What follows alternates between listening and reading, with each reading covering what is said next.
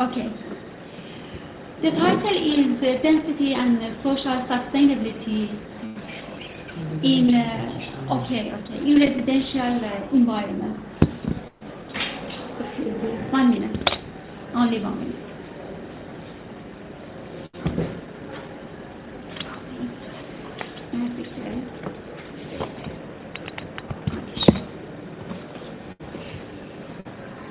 Regarding the social aspect of sustainability, on the one hand, multiple dimensions including sense of safety and social interactions are arguably of critical importance to emerge at the neighborhood scale. On the other hand, it's believed that mixed land uses, compact urban form, and smaller city blocks are relevant principles to achieve a livable space. And sustainability can be achieved globally through a high-density compact form of residential development.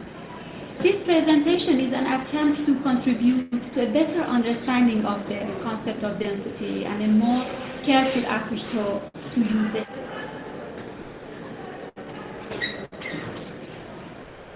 As a spatial concept, density is a useful tool in predicting and controlling the land use.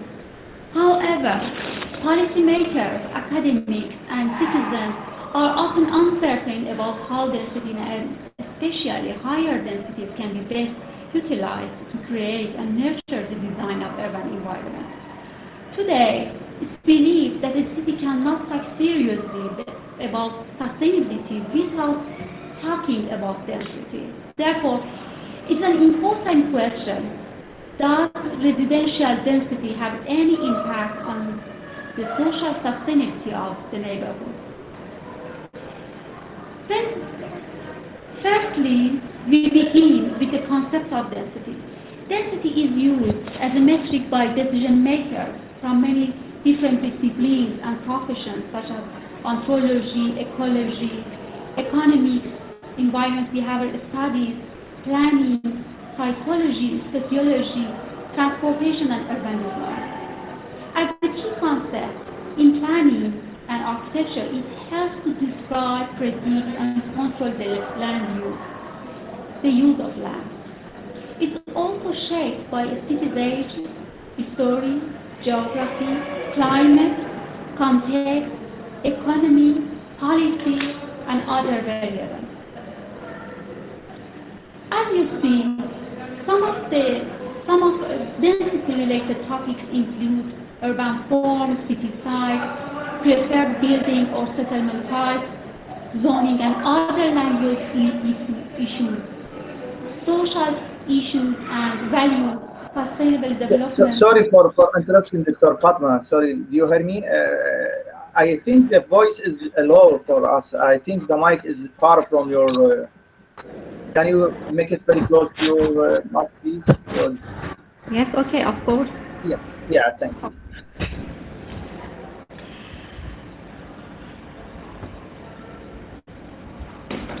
What is the definition of density?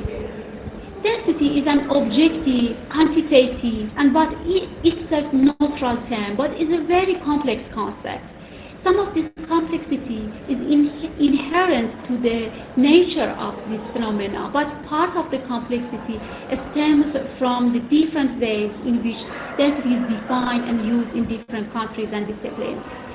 Density represents the relationship between a given physical area and the number of people who inhabit or use that area.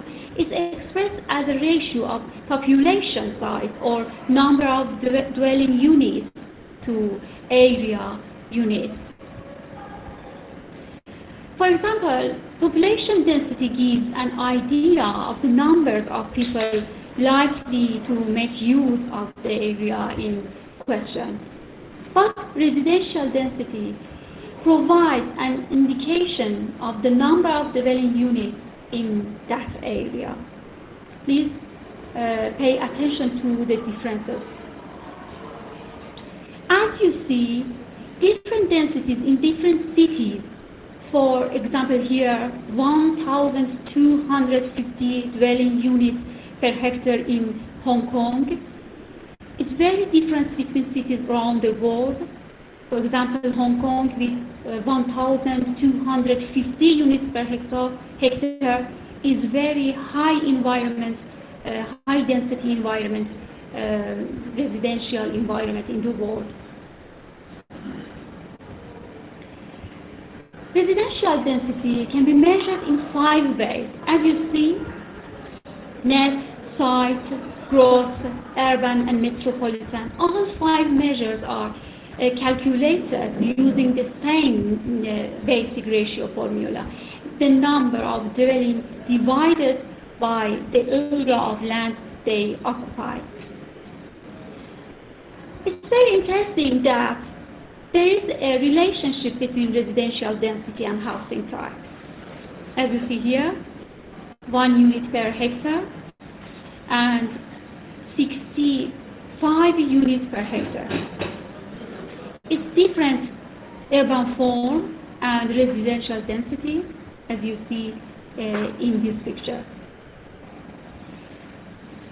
Single-family homes present 10 dwelling units per hectare, and multi-level apartments with 100 dwelling units per hectare. You can see it in this picture.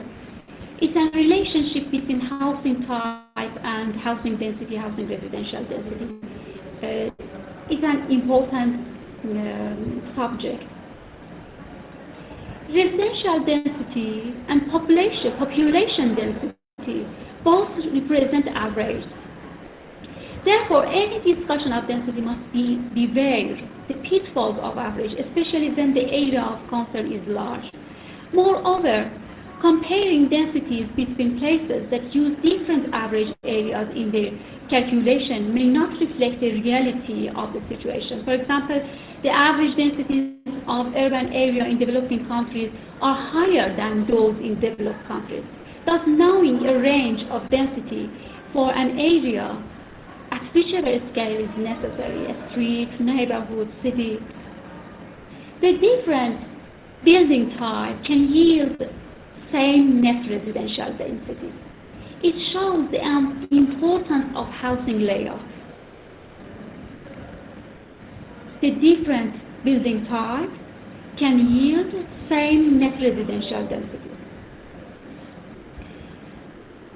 But more interesting that the same building type can yield different net residential densities because the size of land and site coverage and street layout, the same building type can yield different net residential densities. For example, at left, it is 100 dwelling units per hectare, but at the right is 17 dwelling units per hectare. One question is, what is the relationship between high-rise and high-density environment? Is there a linear relationship between the two? The connection between density and high-rise housing is very instructive. Often, high-rise buildings are associated with high residential density, but there is no necessary relationship between the two. For example, within the city, there are areas of low-rise buildings of up to 4 stories, varying from 80 to 240 net dwelling units per hectare. Areas of 8 to 9 story buildings with net densities of 100 and 290 dwelling units per hectare. High, medium, or low densities. High, medium, or low densities may have very different numerical values. For example, in the Netherlands, 10 dwelling units per hectare is considered low density, and 100 dwelling units is considered high density. But you can see a picture here of housing in Hong Kong with almost 1,000 dwelling units per hectare. Even given the differences in the definition of net density between the two countries, this is still a significant difference. The city has historically been perceived to be a place of overcrowding, noise, dirt, crime, poverty, disease, and so forth. The high density existing in cities during the early period of industrial revolution was seen as one of the major culprits of poverty and disease. As a result, planning controls usually specified maximum densities. The planning reaction was a strong movement towards lower density housing outside the city. For example, in the United States, this took the form of a move to the suburbs, but in Great Britain, it resulted in garden cities. According to the garden city movement, the low-density residential area would offer a higher quality of life to residents. More recently, environmentalists expressed concern about the environmental implications of low density, and urbanists are concerned about the decline of a city or a community. Questions about low density also have been posed by sociologists who criticize the social segregation in these low density areas. Recent urban planning approach. Do you have my sound? It's okay? Yeah, it's okay. Keep going, please. It's okay. The current planning discourse is focused on question of the advisability of increasing residential densities, and some speak of urban compaction, compact cities, and sustainable cities versus urban sprawl. The vision of the compact city embraced by European community has had a significant effect in many countries. Its basic principles include the intensification of the use of space within the city through higher residential density, mixed land uses, and limits on development beyond the periphery of the city. Proponents of the compact city approach assume that concentrated development will reduce the need to travel by car, leading to energy saving. The research dealing with the subject of residential density can be divided into historical periods according to the focus of the research. Studies from the 1960s and 1970s were interested in the social and psychological ramifications of high density levels. In 1918, density studies focused on low density, on how density affected the physical layout of a building and a neighborhood or a settlement. Toward the end of 1980s, ecology emerged as a new focus of interest in density research, marking a tendency that became even stronger in the 1990s. In many urban environments, decision makers debate about the positive and negative intended consequences of building and high urban densities. There is little evidence to support the idea that higher densities affect everyone in the same way. For example, a number of writers and policymakers have noted the advantages of building at higher density within urban areas. For example, in terms of mobility advantages, higher urban densities are purported to reduce fossil fuel emissions, as well as the carbon footprint of development. A good example is public transportation. With more people in a tightly packed urban area, the ability to move becomes more viable and efficient on trains and buses than using private cars. Physical advantage. It's very important. Please listen carefully. Physical advantage of higher urban density revolves around quality and safety. For example, research suggests that compact cities bring buildings closer to a street, hence more opportunities to observe daily activities and potentially this reduce crime. In addition, higher urban densities have energy advantages. Compact cities facilitate innovation in terms of green design because energy saving can be made from tightly packed nature of people and development.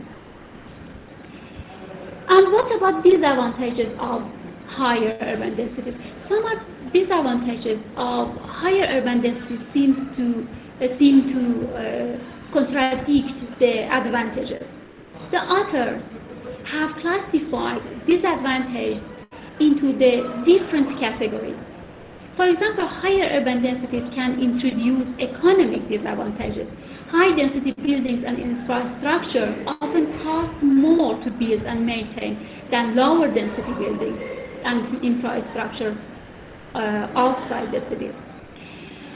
The relative price of goods, services, dwelling units, and land also are higher than in lower density areas.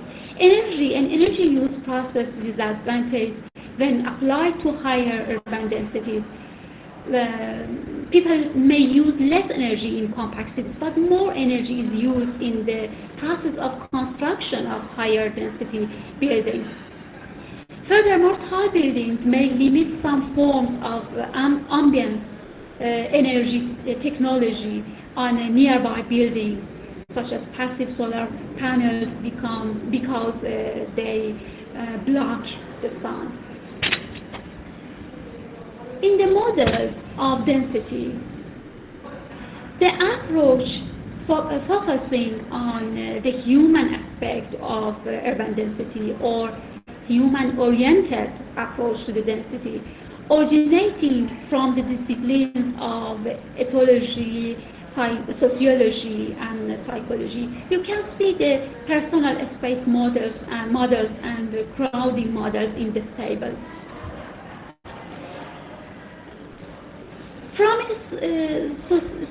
social and psychological perspective, scholars suggest that higher urban densities reinforce social segregation, lead to constraint on individual freedom and choice, and may cause psychological stress, anxiety, cognitive and perceptual process affecting on cognitive and perceptual process, and violation of personal space. This could possibly result, these effects could possibly result in a decreased sense of community and the serving of social ties and severing the social ties as the people compete for limited space. Three concepts are used to address the issue of density and how density affects people's lives. Density, perceived density, and crowding. Perceived density is an important concept. Perceived density and crowding are based on the principle that the same density, here the same residential density, can be perceived and evaluated in very different ways by different people in different cultures and countries. Thus, planners must be cognizant of the fact that people experience and live in a multi-level situation and manifests itself in interactions between density and the perception and evaluation of density.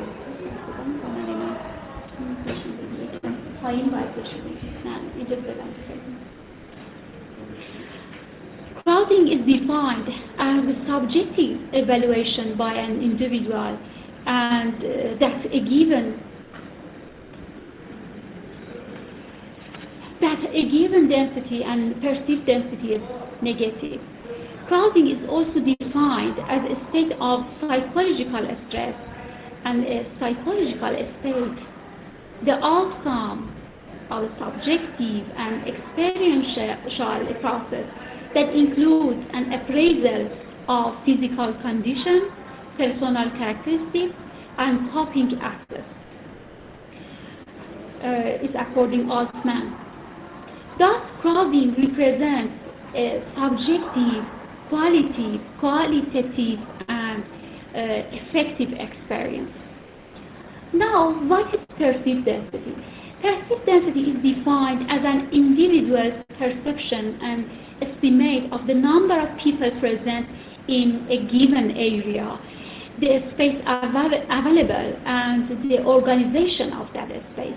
Cues in the environment that represent people and their activities play critical role in the perception of density and perceived density.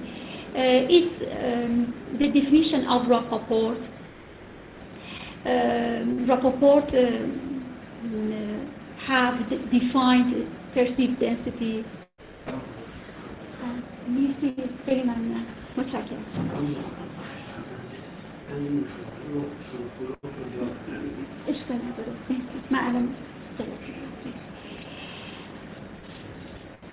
Whereas density is often viewed as a more objective concept, crowding refers to a more subjective experience, intimately tied to our perceptions. From a psychological and social viewpoint, the subjective experience of crowding is usually negative and may be influenced by physical, interpersonal, or intrapersonal conditions, such as not getting enough privacy. In general, when a person has more interaction with others than is wanted, a feeling of crowding may be experienced. This may be resolved by either expending energy to achieve the desired level of privacy, or by shifting the desired level of privacy to a lower state. What is the importance of perceived density? The importance of the concept of perceived density is that it shows how physical phenomena and environment can be manipulated in an attempt to increase the probability of greater or lesser perceived density.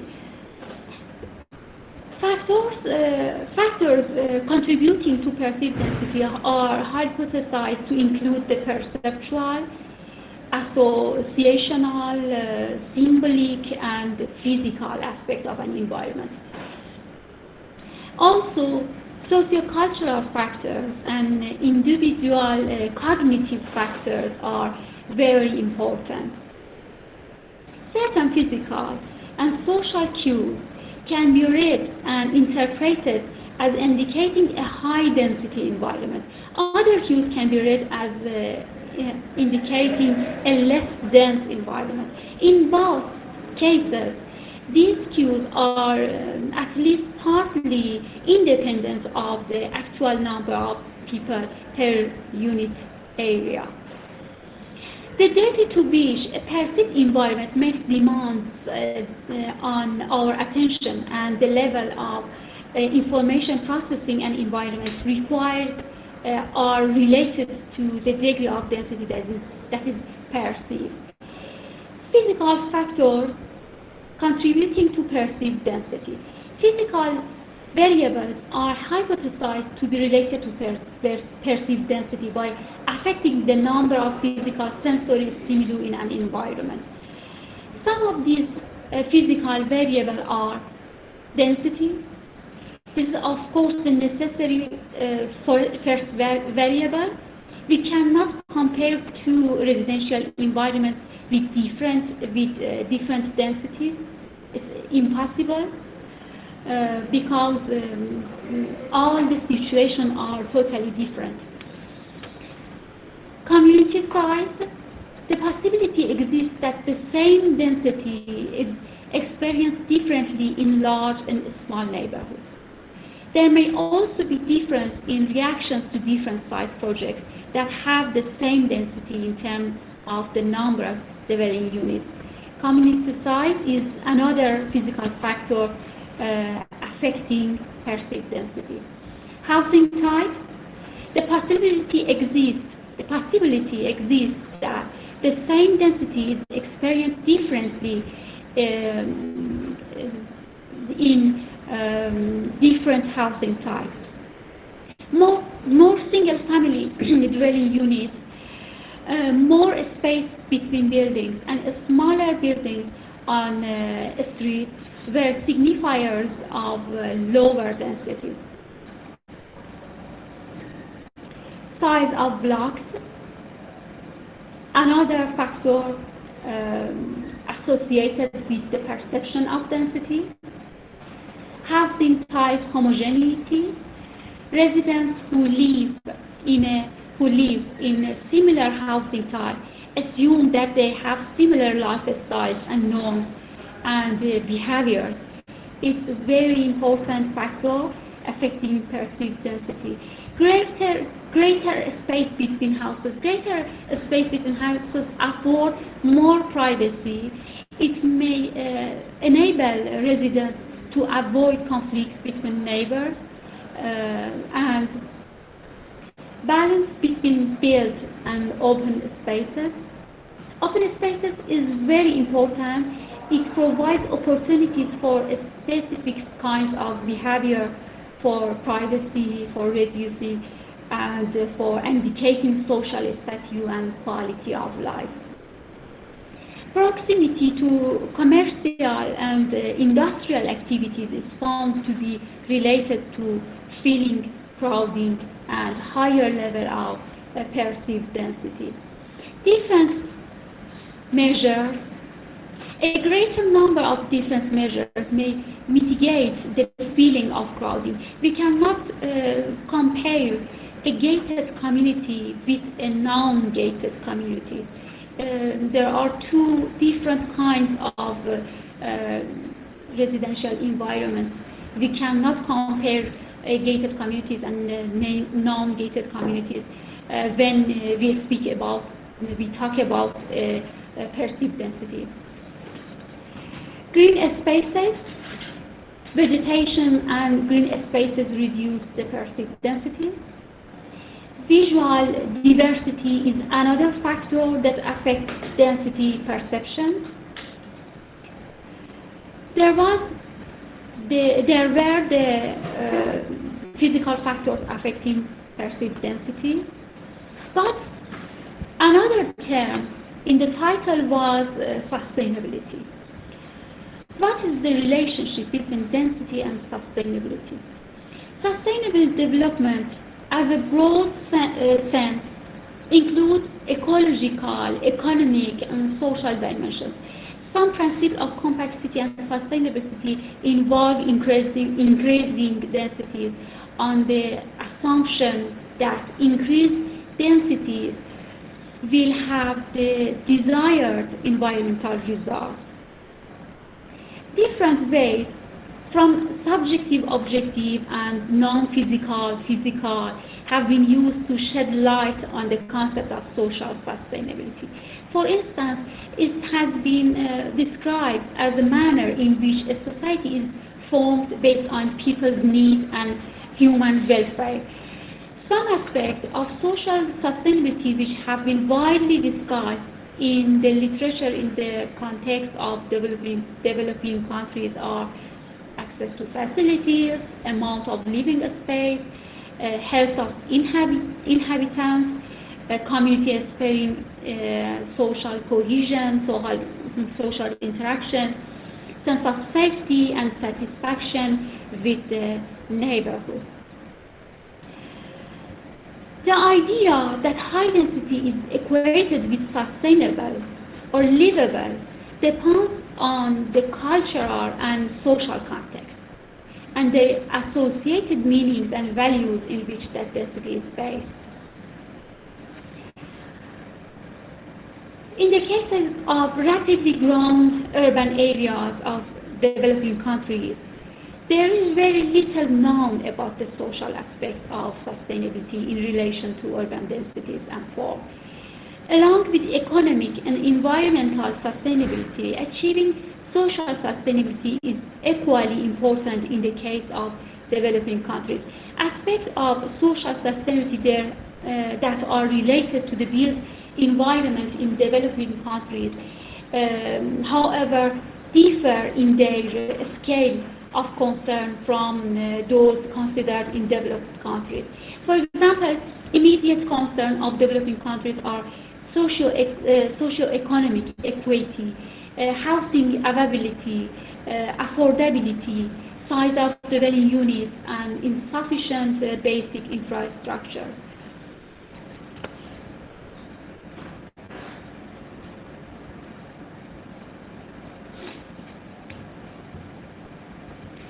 Positive interpersonal interactions, such as social interactions, have been argued to be the foundation of most social process. The more social interactions people have with each other, the more satisfaction they would have from living in their housing estate. This would culminate in a sense of place attachment and feelings of belonging in the neighborhood. As a result, more community participation.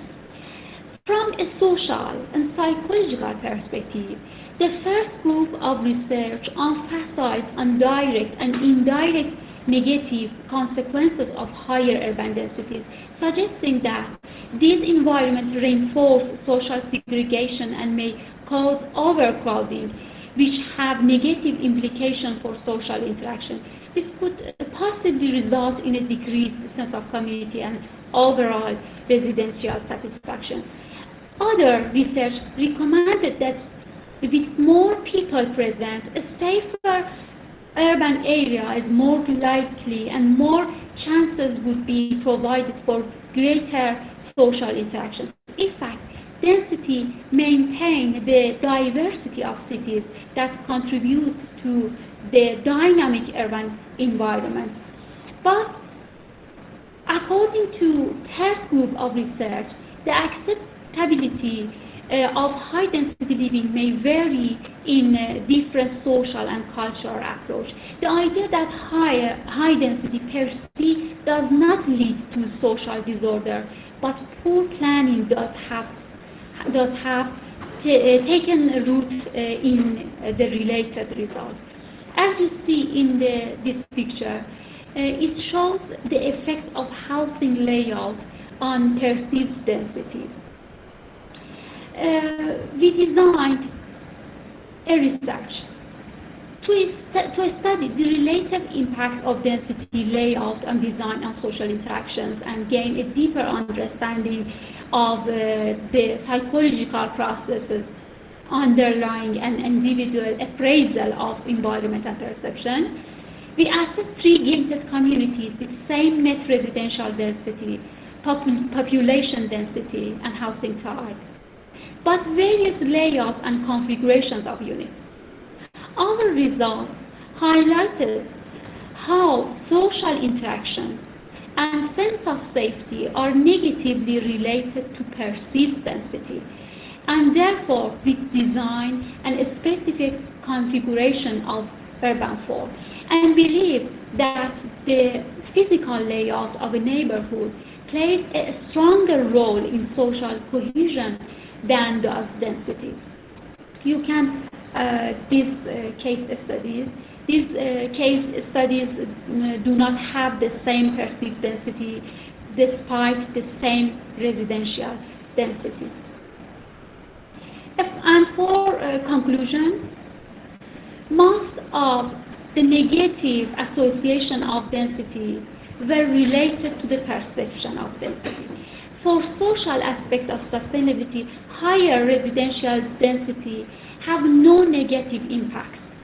Importantly, most of the negative associations of density were related to the perception of density, and therefore the built form, housing layout, design, and amount of mix of users of a neighborhood, as well as social demographic variables such as family income, social status, social economic status, and the mix of use of a neighborhood were found to have an important role in achieving social sustainability. Policies must take into account the needs of different social groups. It could be inappropriate to recommend increasing densities only in low-income areas just because these residents are less likely to complain. Higher densities can be delivered in many different forms. And it's important that these forms match the needs and aspirations of various groups of occupants of various socio-economic status.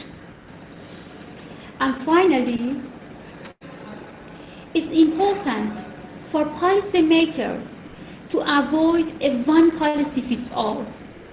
There is a need to adopt higher density relevant to place, use, and context within the city. There is a need to revise the existing regulations related to the concept of density. For more information, you can refer to my article in the Journal of Sustainable Cities and Societies with title Housing Layout, Perceived Density and Social Interaction in Gated Communities, Mediational Role of Territoriality. Thank you for your attention, and sorry about the problem. You can answer your question in Arabic, and I will answer with Ilaf. Okay? Thank you for your attention. Thank you very much. Thank you so much, Dr. Fatemeh, for your nice presentation and the significant issue that you discussed in it, which is very important for all the people who live in and around the world. Is there any question? For example, I am waiting for anyone to, if they have any question, they can say it directly, or they can write it in the chat box if they don't like to say. You can ask your question, please ask your question in Arabic if it is possible for you. Yeah, okay. So if you have any question of the audience, please can you write it or say it even in Arabic if you like. I have the first question for Dr. Fatemeh, if you allow. You know, the world now facing one main problem, which is COVID-19, and there is a call from time to time now. There is many calls from researchers to redesign our cities and focusing on the density of the population, especially in the residential area. So, do you think the standards and will change during the, for example, next few years?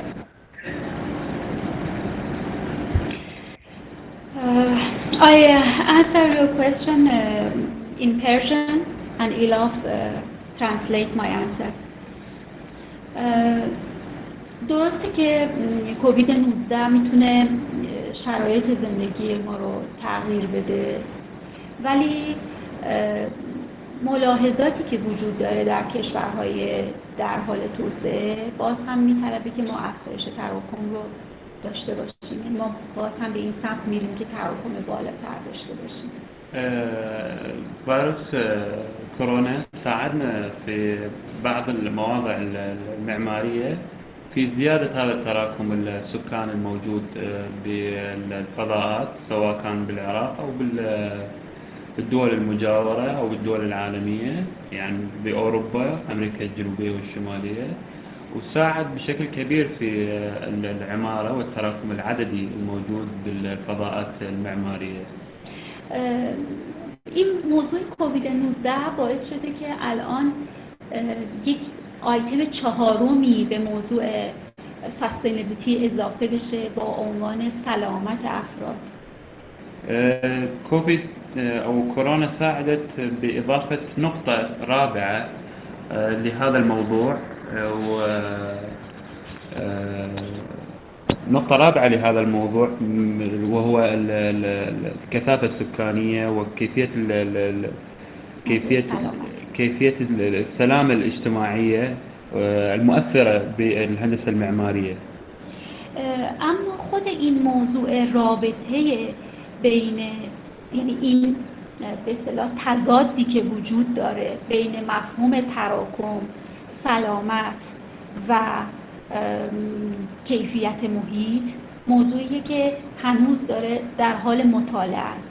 تو همین مجله Sustainable Cities and Societies محققان زیادی شروع کردن نوشتن در این خصوص که حالا ما وقتی بحث مواقع خاص و بحرانی رو داریم چطور زیاد شد.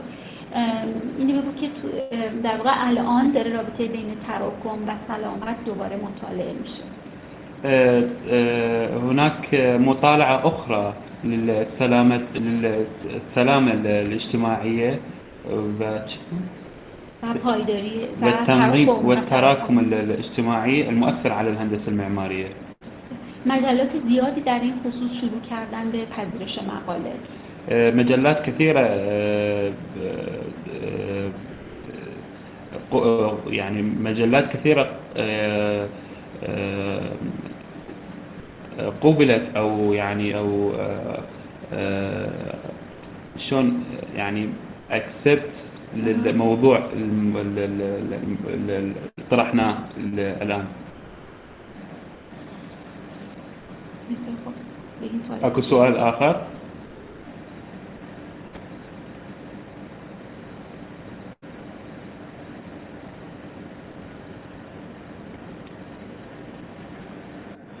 Thank you for your answer, Dr. Fatemeh. And I have another question, please. It's related to the privacy and density. It's a dilemma to achieve a privacy through density. So, and as you know, for us, all of us in the world, especially for the Islamic world, privacy is the bedrock for our design, especially for our cities, especially in the residential area. So how can we achieve privacy in our residential area? بگید که این مفهومی که در اینجا بسیار مهمه مفهوم قلمروپاییه، تریتوریالیتی. مفهوم چی بود؟ قلمروپایی، قلمرو، تریتوریالیتی. اصلا انگلیسیشو بگو. مفهوم بسیار مهمی که در اینجا بود. هذا المفهوم جدا مهم في هذا الموضوع. مفهوم قلمروپایی. بالانجليزي شو The concept of territoriality. هذا المفهوم بمعنى باللغة الإنجليزية كما قالت الدكتورة عرصه بند مشخص، علامت گذاری عرصه های مختلف. وهذه علامة للموضوع در محیط های مفهومی در این خصوص بسیار کمک کنند. بالفضاءات فضاءات الإسكان أو فضاءات السكنية با افزایش احساس با نوعی طراحی که افزایش احساس مالکیت رو موجب میشه. وهذا يساعد على زيادة حس التملك في العمارة. میتونیم به این موضوع دست پیدا بکنیم. ويمكننا الانجراف أيضا بهذا الموضوع في الأوقات الأخرى إن شاء الله. مثلا در محیط‌های متراکم، مثلا في الفضاءات المتراكمة واحدهای مسکونی میتونن دسترسی‌های جداگانه داشته باشن. الوحدات السكنية يمكن أن تكون منفصلة عن بعضها البعض. این موضوع در بعضی از کشورهای اروپایی اتفاق افتاده. في بعض الدول الأوروبية هذا الشيء حدث. که اونها اتفاقا محیط‌های کم تراکمی دارن. بالواقع هذه الدول الأوروبية هي دول تراكمها قليل. و در پی این هستن که محیط‌های متراکم‌تری بسازن. و میخوان که محیط‌های متراکم‌تری بسازن. وهذا الدول تريد أن تكون ذات تراكم أكثر من ذلك. مثلا در فرانسه. مثلا في دولة فرنسا. راه حلی که به این موضوع پیدا کردن والحل لهذا الموضوع ولهذه المعضلة به عنوان مسکن میانه شناخته میشه. بعنوان مسکن وسط میانه. ويكون هذا بعنوان المسكن الأوسط أو المسكن الوسط بين اشتراكي و فردي. بين الاشتراكي بين المسكن الاشتراكي والفردي. یکی از مهمترین پارامترها در این نوع مسکن، واحدة من أكثر بارامتر بهذا الموضوع همون دسترسی مستقل به واحدهای مسکونی. التوجه المستقل أو الوصول أو الطريق المستقل للوصول إلى هذا الموضوع. بگو مقاله‌ای که نوشتم نشون دادم در اینجا دقیقاً به همین. هناك مقالة كتبت أعتقد موجودة بالسلايد، ممكن تقروها وممكن أن تجاوبكم على كل الأسئلة اللي يمكن أن تواجهكم. كاملاً به همین موضوع پرداختیم. الآن موجودة على الشاشة. و مطرح میکنه که تریتوریتی این وسط خیلی نقش مهمی داره. وتطرح أن هذا التريتورياليتي بهذا الموضوع خيل يعني هواي مهم.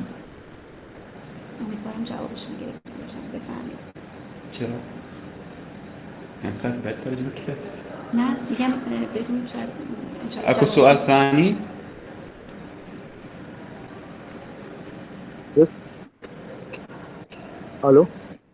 الو تفضل عيني. I have one question related to the title of the lecture, which is bringing intensity in social sustainability. Besides environmental or environment or not is which is the title is residential environment. But your article is taking housing as a form light up and take the direction of factors. It's very important to study case because we'd like to, as architects, we'd like to find some problems and then we can find in after that solution. So this question, which is the problem in which you put, because density is a general aspect, and then we'd like just to bring some case which Excuse me, can you ask your question in Arabic, please? You don't understand or what? No, quality of your sound is not very well. Why is it no? Okay, so I will try to put this in دكتور أمجد الصوت كان ما واضح يتقطع. نعم. Yeah, okay. تعيد السؤال إذا أمكن.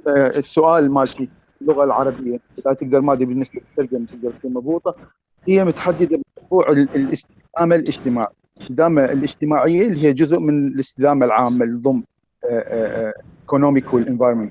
المشكلة الأساسية حاليا اللي حتى المحاضرة موضوع اللي هو intensity. طبعا الانتنسيتي هي عامة يعني بشكل عام مو شكل خاص، يعني intensity موجودة وبالنسبة حتى يعني نوعا ما قديمه.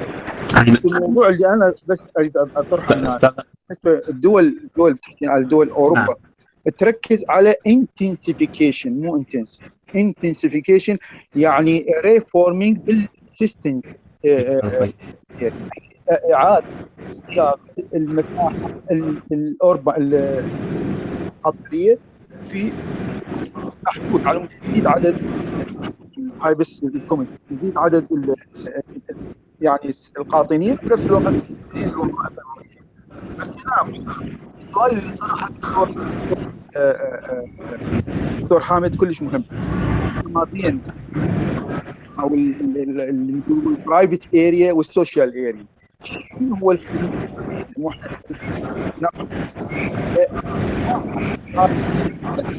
ممكن سؤالك تعيده على السوشيال اريا والبرايفت اريا؟ يعني بالانجليزي بالعربي؟ لا بالعربي. انا قاعد اترجم المشكله احنا معماريين، بالتالي الموضوع المطروح اكثر شيء يعني يتناول موضوع سبجكت، يعني ما ياخذ موضوع الديزاين والاربان والفانكشنز، اوربان فانكشن، فلذلك شويه بصعوبه يعني بالنسبه لموضوع انه، فكان مطلوب ان دراسه حاله موجوده في طهران، في اي دوله موجوده في يعني دراسه حاله دراسيه، بالتالي نقدر نفهم الحلول منها. بس احنا لحد الان ما وجدنا الحل بالنسبه السوشيال هاي الاستدامه الاجتماعيه. يعني شنو هي الحلول؟ شنو الحدود؟ يعني هل يكون مور اتراكتيف؟ هل هو شنو هي الحلول اللي ممكن احنا نشوف؟ بس هي الشغله اللي هل هو اتراكتيف موجود في شارع طهران؟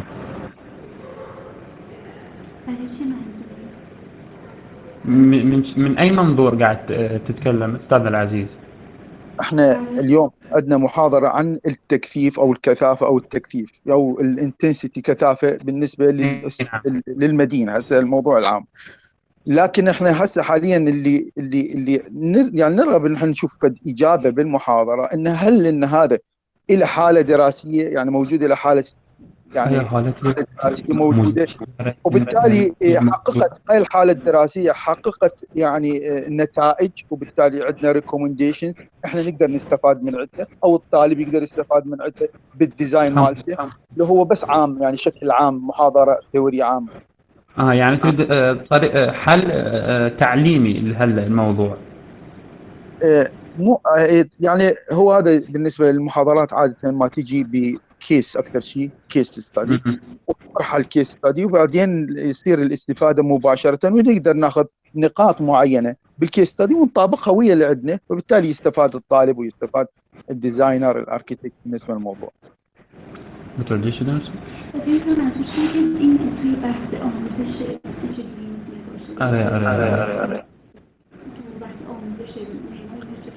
آره چی میتونیم چون خودش این درس آموزشی گفت میخوام چه یاد بگیرن از این بحث، نه فقط چیز. بله ببینید اونجایی که ما این اگر به این اسلاید نگاه تفضل هذا الاسلايد اللي قاعد تشوفونه هسه بالكلاس. ما سه تا حالت داریم، 3 حالات عندنا احنا بهالصورة. یک تعداد مشخص و ثابتی از واحد مفهومی رو دوباره عفوا تفضل. هاي مو حالات، هاي نظري، يعني بمعنى انا اطرح يونت، وعلى باليونت احط ريزيدنشال ممكن شلون تصير. انا اريد حالات ملموسه، حالات عمليه مقتبسه من مدينه قم، مقتبسه من مدينه طهران، مقتبسه. هي استاذ العزيز هي قاعد تقول هسه مقدمه بشكل نظري، بعدين راح تدخل بالموضوع اللي انت تريده او الحل اللي انت تريده، فلهذا هي بدت الموضوع نظري، بعدين راح توصل للموضوع اللي انت رايده. ببینید ما وقتی میخوایم این یه تعداد ثابتی خونه داریم، به دانشجو میگیم که این خونه ها رو تو این سایت بچید. لما عندنا عدد ثابت من البيوت ونريد ان نخليها في فضاء معين او في مكان معين، سوال اصلی اینه که ما چه گونه مسکنی رو انتخاب کنیم. شلوني؟ چه گونه مسکن هاوسینگ تایپ يعني السؤال اللي راح يجينا بهالموضوع شلون راح نقسم هذه الفضاءات او هاي الاماكن السكنيه الموجوده. این خونه ها رو کنار هم دیگه بچینیم. شلون هذه الاماكن السكنيه نفردها او تكون واحده فوق الاخرى. مثلا توی این تصویر اینو نشون داره مقایسه میکنه که این سه تا هر کدوم چه شرایطی ایجاد میکنن. طبعا هنا بالسلايد اكو 3 مربعات راح نشوف شنو النتيجه اللي راح نوصل لها من خلال هذا الموضوع. چه نتایج اجتماعی ایجاد میکنه. شنو النتيجه الاجتماعيه اللي نوصل لها. حالا اینجا مهمه که ما در زمینه مطالعه کنیم ببینیم برای عراق کدوم بهتره. هنا احنا بهذا الموضوع قاعد نبحث ان اي الترتيبات المهمه لها الفائده في العراق. تو ایران به چه صورتیه؟ وفي ايران باي شكل تكون. و همینطور برای گروه‌های مختلف اجتماعی چطوریه؟ والجروبات الاجتماعيه الاخرى مثلا او الجروبات الاخرى من في هذا الموضوع. مثلا در ایران متوجه شدیم که گونه پرونده هست مهمتره. نلاحظ ان في السلايد المربع الثالث هو المربع او الفضاءات تقسيم الفضاءات الافضل في ايران. نکات مهمی که اینجا هست و میشه النقاط المهمة في هذا الموضوع تعداد کمتر واحدهای مسکونی، تعداد الوحدات السكنية الأقل که از یک پله استفاده کنند ومن مدرج واحد يمكن الاستفادة منه أو درج واحد يمكن الاستفادة منه با یک پله مشترک. من تعداد واحده که از یک پله. دید از درون واحد مسکونی دید خوب. النظر إلى الوحدات المسكونية الأخرى اللي موجودة. اشراف نداشتن. الإشراف على الوحدات السكنية الأخرى. اینها راه حلایی که حتما باید در طراحی دیده بشه، در آموزش محیط‌های مسکونی گفته. ويجب النظر في هذا الموضوع عند الديزاين الوحدات السكنية اللي تكون موجودة في العراق أو غيرها من الدول. یا موضوع دیگه عدم تداخل سواره و پیاده هست. وعدم والتوجه بعدم التداخل بالشوارع والطرق. وهذا طبعا الموضوع هذا مرتبط تقريبا بتخطيط المدن أيضا. الحل وصل أو لا؟ المناقشة عفوا بالنسبة للطالة إن هي بس الفائدة يعني بالنسبة للنقاش هو على حسب إن نمشي urban form يعني الشكل المعماري وبالتالي كموضوع له urban function راح وين نخلي الوظائف المعمارية توزيعها. السؤال الثاني هذا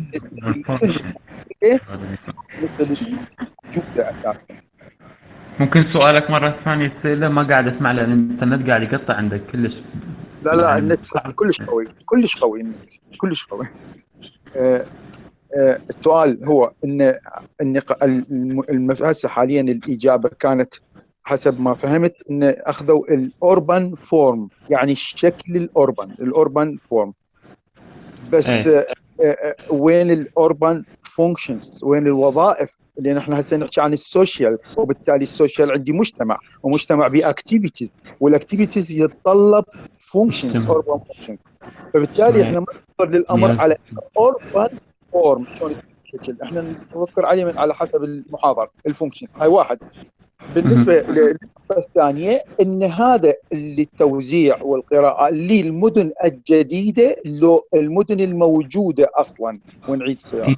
موضوع براي شهرهای جدید یا شهرهای هنوز الان هستن؟ اینها درس‌های برای اینکه دیگه بعد طراحی نکنیم. منظورها إن هذا الموضوع، هذا السؤال الثاني اللي طرحته، يكون المدن الجديدة اللي راح تكون يعني نتجنب ان هذه الاشياء او هذه الاخطاء اللي عندنا، يعني موضوع حل المدن الجديدة اللي راح تكون اللي راح تبنى بالمستقبل. ما سه تا مجموعه موجود رو با هم مقایسه کردیم. احنا بالوقت الحالي 3 مجاميع سوينا لهم مقايسة او سوينا لهم فروقات بالوقت الحالي. چطور این شیوه های طراحی و که تراکم رو تحت تاثیر میذاره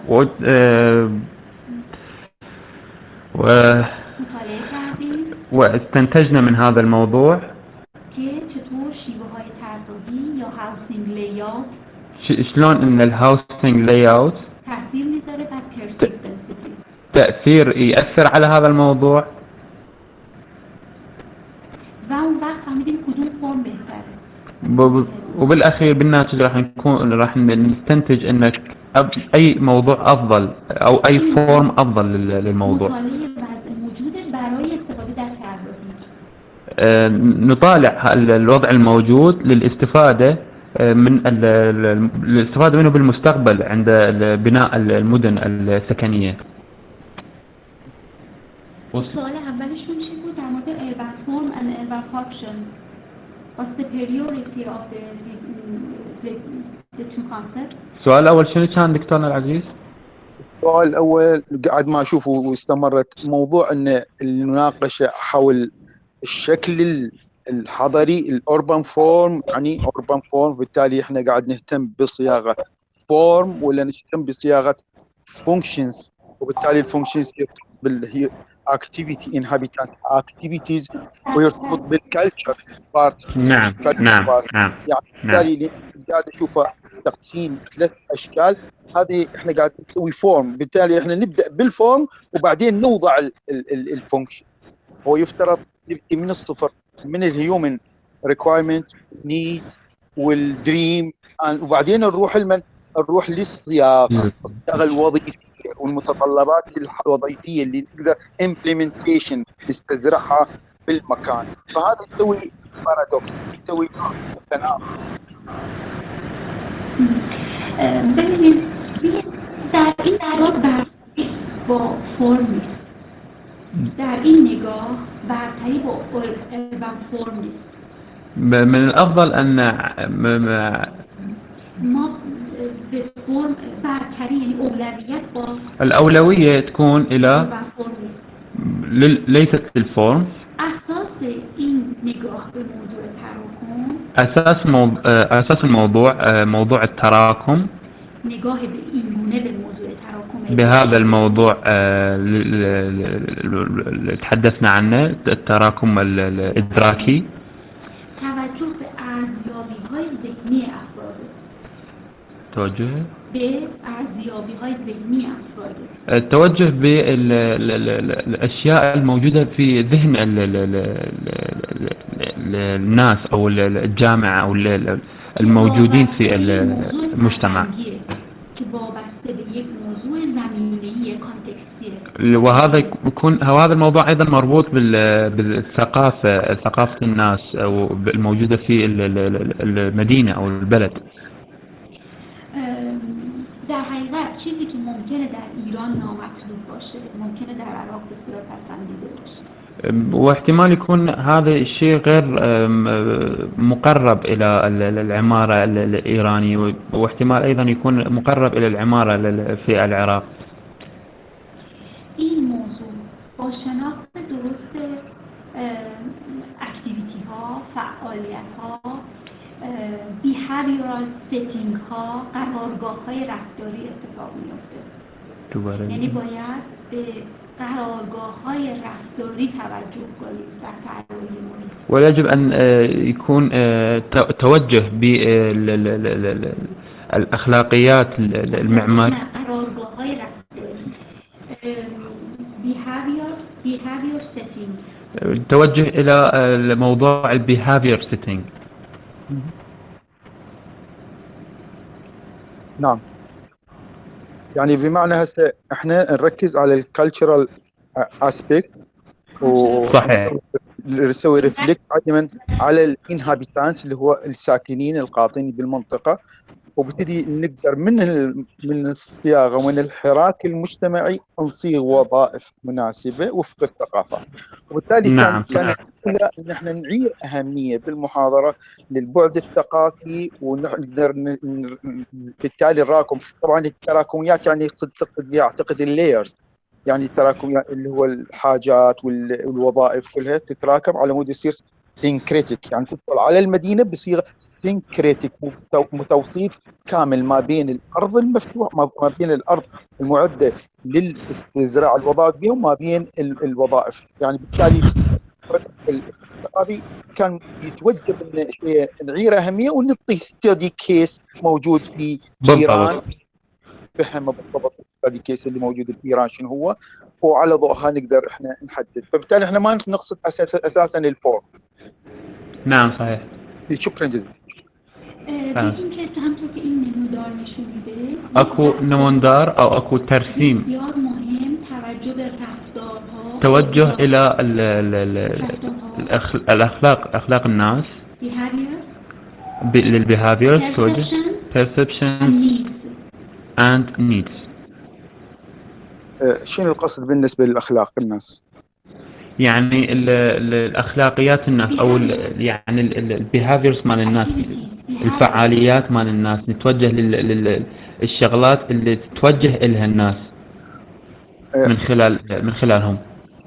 عفوا هنا عندي فد شغله بس تقدر تترجمها اذا بالانجليزي ترجمها لها او فد شيء، يعني بمعنى ان ما بين شغلتين اساسا بالنسبه للفيوتشر سيتيز، يعني المدن المستقبليه، الهدف الاساسي ان احنا نتوجه للنيدز ريكوايرمنت لو نتوجه للدريم.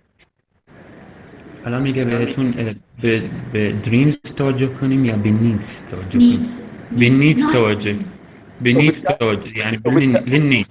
وبعدين هذا اذا توجهنا للنيد بالتالي الاسبكت راح يصير بهالحاله هذه راح ما بي هيومن، لان يعتبر فانكشنز مو هيومن ريكوايرمنت. انا ارغب، انا اعيش في مدينه واحلم بمدينه، بالتالي راح اكون فد انطباع مستقبلي للمدينه. انا اخذ الدريم مالت المدينه وانزله ببحث واستقصاء، لو اخذ النيد وهذا النيد عام، وبالتالي هي مدينه كوبي لمدن اخرى، وبالتالي راح نبعد السوشيال والكالتشرال اسبكت من الحسابات. میگه بهت need your behavior استفاده کنیم توی این بحث بهتره. آره.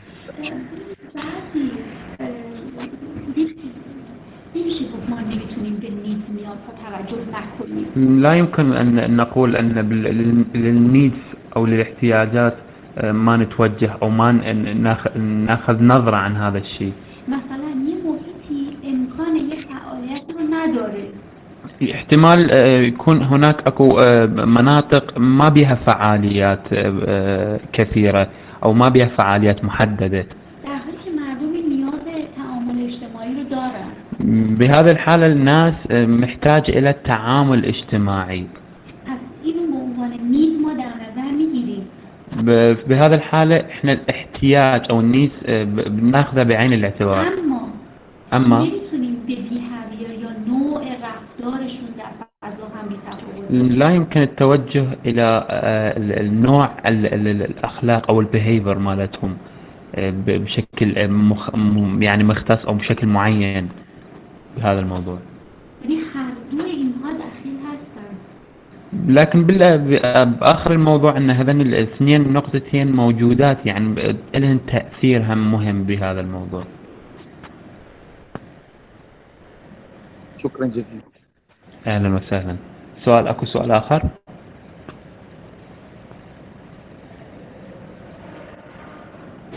سؤال آخر أكو؟ أي سؤال طلاب عندكم؟ another question؟ أنا حاولت أترجم بطريقة صحيحة لأن شوي كان صعب بين اللغة العربية والفارسية.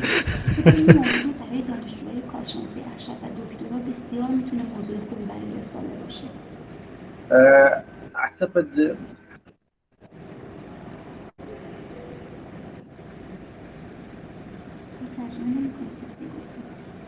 نبدأ yesterday Ramadan. Very basic سؤالات. so. I think there is no more question, and final at the end of this session, I want to thank Dr. Fatemeh so much, and also for إيلاف الغزالي. Ghazali for his effort to translate from Persian to Arabic, and we wish to meet you again on the future session. Thank you so much, Dr. Fatemeh. فقط اكو نقطة معينة استاذنا العزيز. هذا الموضوع تكون هذا الموضوع مهم وحلو جدا للرسالة في الماجستير. إذا كان تحبون مثلا تستفادون من هذا المقالة أو هذا السلايد يمكن أن تستفادون منه. Yes, we will take, and we need for also, if it's possible, your email address. Okay, you want my email address?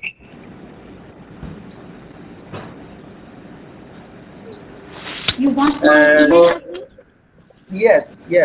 Yes. In case we need contact each other in the future.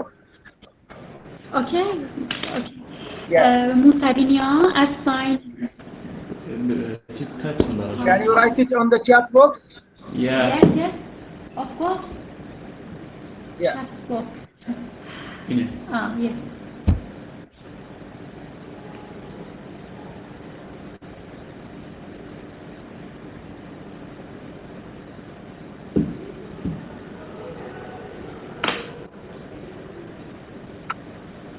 Here you are. My email address. Yeah. Thank you for attending. I got it now. Thank you. Yeah.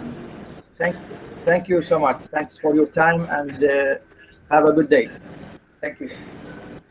Thank you. Bye. Bye.